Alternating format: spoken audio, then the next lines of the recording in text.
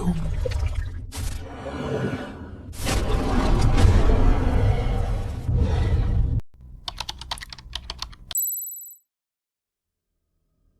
मुझे और मेरे पति को इस शांत कॉलोनी में आए हुए 2 हफ्ते हो चुके थे। ये 2 हफ्ते मेरी जिंदगी के सबसे खुशहाल दिन थे। वैसे यहाँ का सूर्यास्त बेहद खूबसूरत था।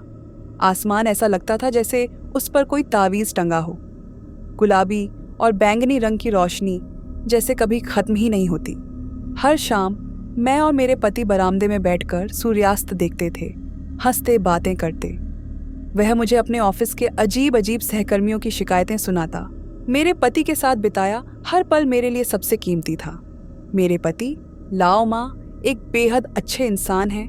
लोग कहते हैं कि शादी बहुत मुश्किल होती है, पर लाओ माँ के साथ सब कुछ आसान लगता है।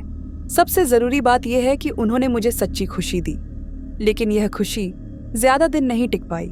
6 जुलाई 2017 से सब कुछ बदल गया। उस सुबह मैं घर के सामने छोटे बगीचे में पौधों की देखभाल कर रही थी। जैसे ही अंदर जाने लगी, अचानक एक ठंडी हवा ने मुझे जकड़ लिया। वह मौसम की ठंडक नहीं थी, वह किसी अनहोनी का संकेत देने वाली ठंड थी। मैं वहीं खड़ी रह गई, दिल में उठती बेचैनी को दबाने की कोशिश करते हुए। धीरे धीरे मुड़कर आसपास देखा, पर सब कुछ सामान्य था। डाकखाने में कुछ पर्चों के अलावा कुछ नहीं था। पड़ोसी अपने अपने कामों में लगे थे। मुझे खुद नहीं पता था कि मैं क्या ढूंढ रही हूँ। बस इतना यकीन था कि कुछ गड़बड़ है, पर वह मेरी आंखों के सामने नहीं थी। मैंने गहरी सांस ली और घर के अंदर चली गई। थोड़ी देर बाद मुझे अपने पति की गाड़ी की आवाज़ सुनाई दी। मेरा दिल हल्का हो गया। वह कार रिपेयर शॉप से गाड़ी लेकर आए थे, करीब 1 हफ्ते बाद। जब लाओ माँ घर आए, मैंने खाना तैयार कर लिया था। हमने साथ बैठकर खाना खाया। खाने के बाद हम सोफे पर बैठकर फिल्म देखने लगे और अपने अपने दिन के बारे में बातें की। करीब रात के 11:30 बजे मेरी आंखें भारी होने लगीं। लाओ माँ भी थके हुए लग रहे थे। हम सोने ही वाले थे कि अचानक दरवाजे की घंटी बज उठी। मैं और मेरे पति एक दूसरे को देखने लगे। मुझे और मेरे पति को लगा, आखिर इतनी रात को कौन हो सकता है। मैंने उन्हें मुस्कुराकर इशारा किया कि चिंता न करें और दरवाजे का कैमरा चालू किया। स्क्रीन पर एक आदमी खड़ा था। मेरे चेहरे का रंग उड़ गया। वह बिल्कुल सामान्य नहीं था।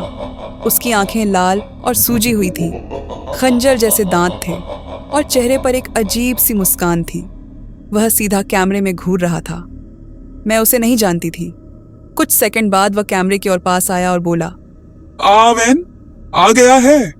उसकी आवाज़ भारी और बैठी हुई थी, जैसे बहुत ज़्यादा शराब या सिगरेट पी रखी हो।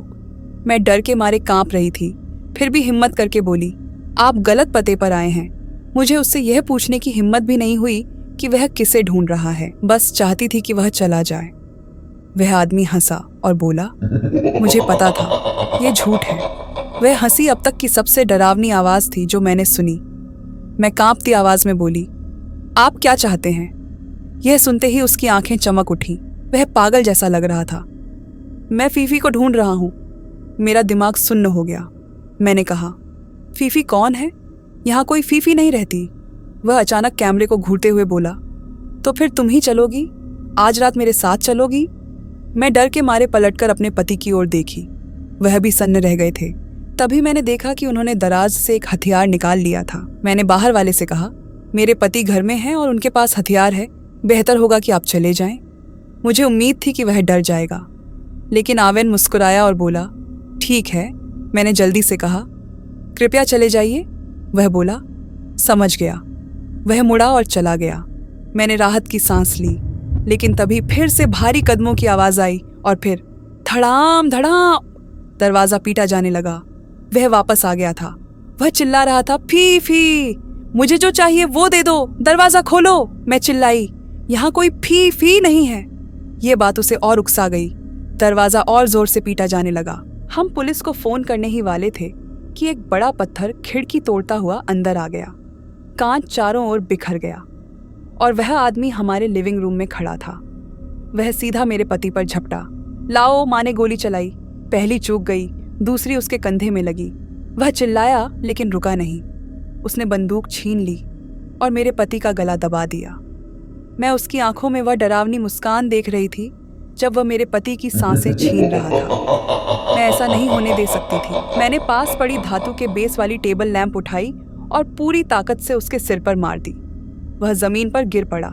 उसके सिर के नीचे खून फैलने लगा। मैं चीख पड़ी। मुझे लग रहा था कि मैंने किसी को मार दिया। मेरे पति मुझे गले लगाकर रोने लगे। कुछ ही देर में पुलिस आ गई। सीसीटीवी रिकॉर्डिंग दी गई। आवेन जिंदा था, बस बेहोश। उसे गिरफ्तार कर लिया गया। बाद में पता चला वह पड़ोस की एक 12 साल की लड़का फी को ढूंढने आया था।